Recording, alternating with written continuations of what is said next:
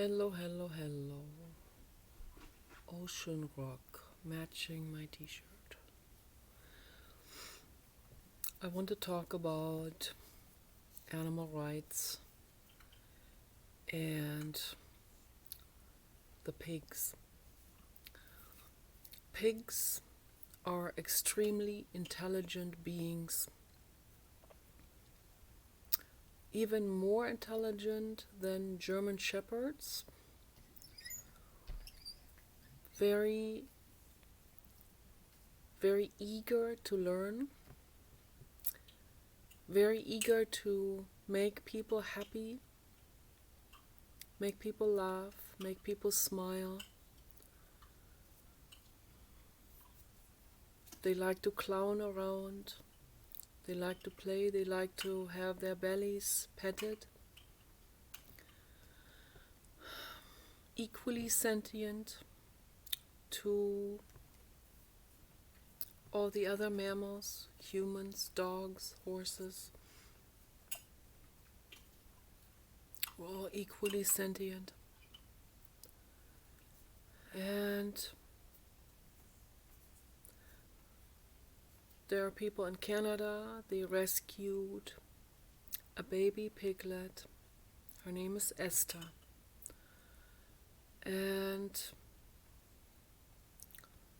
they wanted a small pig, but she grew to be over 600 pounds. So they bought her a farmhouse and a large garden, large property where she can walk around, where she can take a bath, in a kiddie swimming pool, and a large living room with her own futon bed. They're very house clean.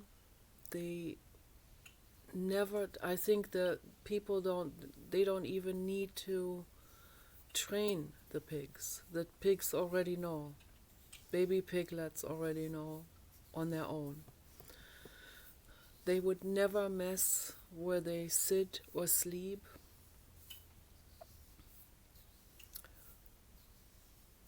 But in the factory farms, they are kept in small enclosures where they're standing in their own feces and urine,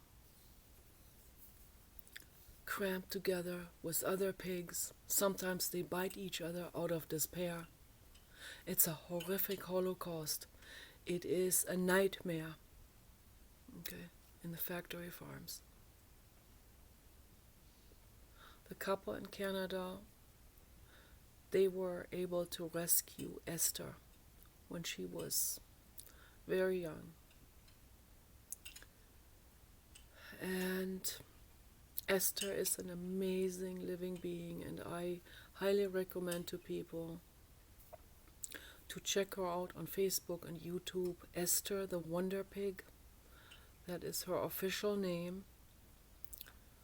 And subscribe to their channel. So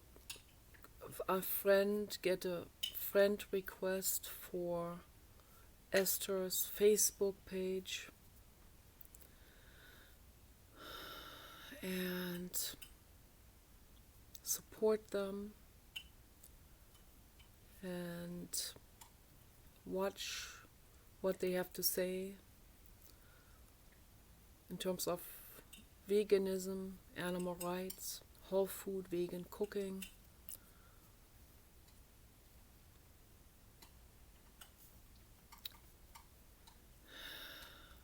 When I see Esther, my heart jumps up in joy and love. A wonderful, amazing living being. My message to the public is never ever hurt a living being. Never hurt a pig. Never force a pig into a slaughter chamber. Never. They scream and they push their feet against the threshold. They stem their feet in total resistance, and they're screaming and breathing heavily. How can anyone do something like this? How is this possible? How can a human do something like this to another living being?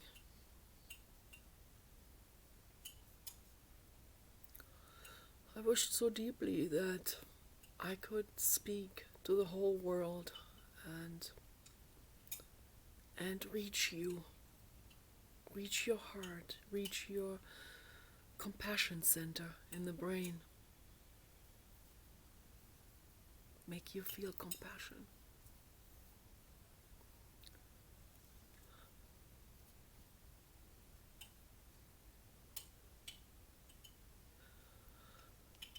Jiddu Krishnamurti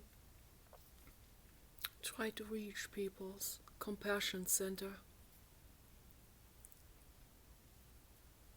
But I saw that every time he talked about the animals, the sentients, and their rights to live a happy, healthy, long, full life, every time he talked about it, every time he talked about the baby seals in Newfoundland who are being clubbed in front of their mothers are literally crying.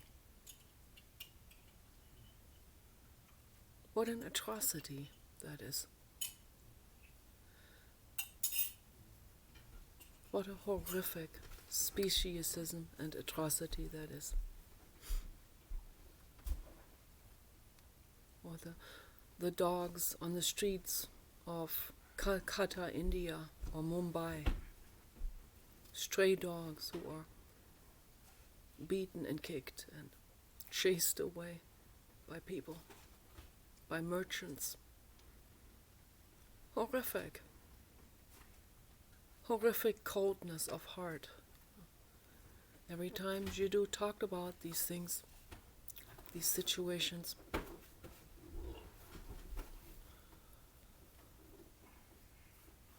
I saw the facial expressions on everyone's face who was in the discussion, was involved in that discussion, in those discussions.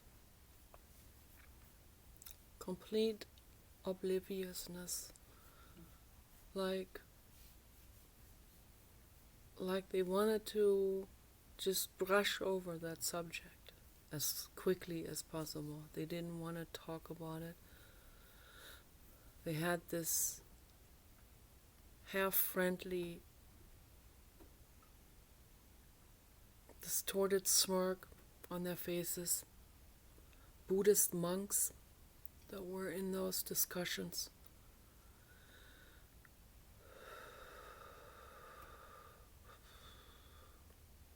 Dr. Rahula, Buddhist monk, huge supporter and fan of Jiddu Krishnamurti. He believed in him as being the reincarnation of Gautama Buddha, which he was. Okay, that's all good, great admiration. But then when he sits across this room from him, on another chair, looking at him, talking to him, then it looks like he does not understand what Jiddu Krishnamurti is actually talking about. He does not really understand it. Everything that Jiddu is talking about goes through some kind of filter, some kind of Buddhist filter. Buddhism as a filter net that sieves everything out that doesn't fit the storyline, or that isn't needed in that belief, in their understanding of that belief system. And it is the self-pleasing people who made a belief system out of it in the first place, who made a religion out of it. It wasn't meant to be a religion. It was meant to be a philosophy, ethics philosophy. That's what it was meant to be. Ethics philosophy. That does not require robes. Okay?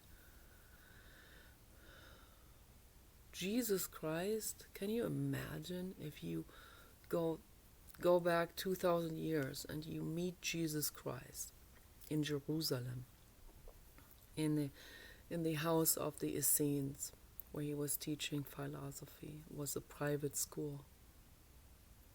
Very advanced. They had very, very advanced information in scriptures.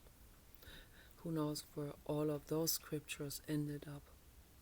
They were ancient already at those times. They were able to create some technology without the knowledge of today's technological inventions. Can you imagine you meet Jesus Christ and you tell him what was to come in the future? What people will make out of his teachings? That people are going to be wearing big fat pimp necklaces with big fat pimp Jesus crosses and think this is some kind of homage to Jesus Christ. Can you imagine what he would be thinking about this?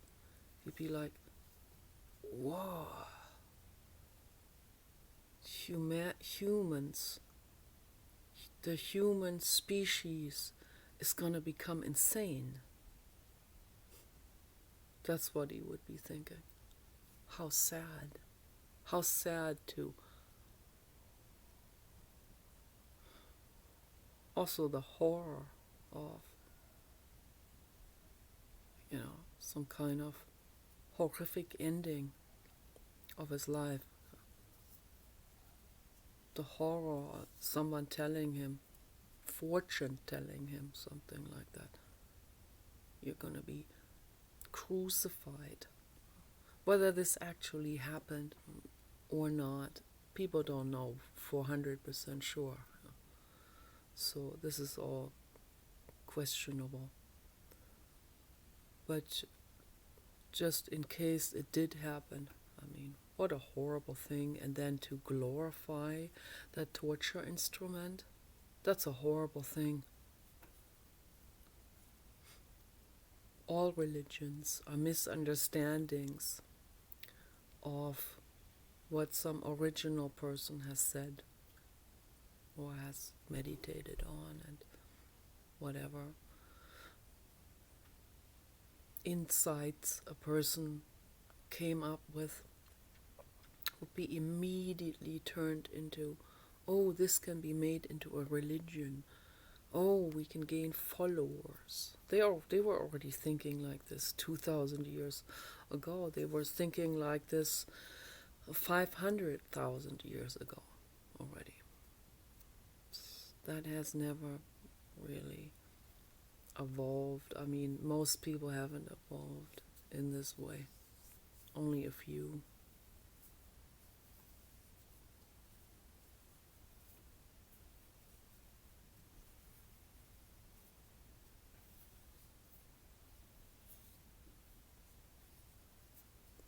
A lot of great thinkers were evolved and